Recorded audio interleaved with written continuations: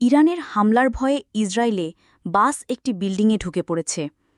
ইসরায়েলের বিমান হামলার জবাবে ইরান একের পর এক ক্ষেপণাস্ত্র ছুটছে। মঙ্গলবার রাত থেকে ইরান অত্যাধুনিক হাইপারসোনিক ক্ষেপণাস্ত্র ব্যবহার শুরু করেছে। এই পরিস্থিতিতে ইসরায়েল জুড়ে আতঙ্ক ছড়িয়ে পড়েছে।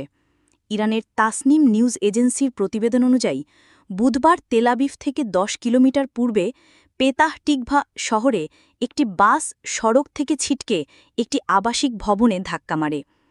বাস চালক সাইরেনের শব্দ এবং আকাশে ক্ষেপণাস্ত্রের ধোঁয়া দেখে আতঙ্কিত হয়ে পড়েন। এই আতঙ্কের কারণেই দুর্ঘটনাটি ঘটে। ১৩ জুন থেকে ইসরায়েলি হামলার জবাবে ইরানের ইসলামী বিপ্লবী গার্ড বাহিনীর অ্যারোস্পেস ফোর্স একাধিক দফায় ক্ষেপণাস্ত্র হামলা চালাচ্ছে। সর্বশেষ হামলায় ইরান তাদের ফাত্তাহ হাইপারসোনিক ব্যালিস্টিক ক্ষেপণাস্ত্র ব্যবহার করেছে।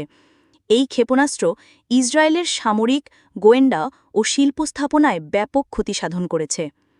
অন্যদিকে ইসরায়েলের বিমান হামলায় ইরানের পারমাণবিক, সামরিক ও আবাসিক এলাকাগুলো লক্ষ্যবস্তুতে পরিণত হয়েছে। এই হামলাগুলোতে শীর্ষ সামরিক কর্মকর্তা, পারমাণবিক বিজ্ঞানী এবং সাধারণ নাগরিকসহ ২৪০ জনের বেশি মানুষ প্রাণ হারিয়েছেন।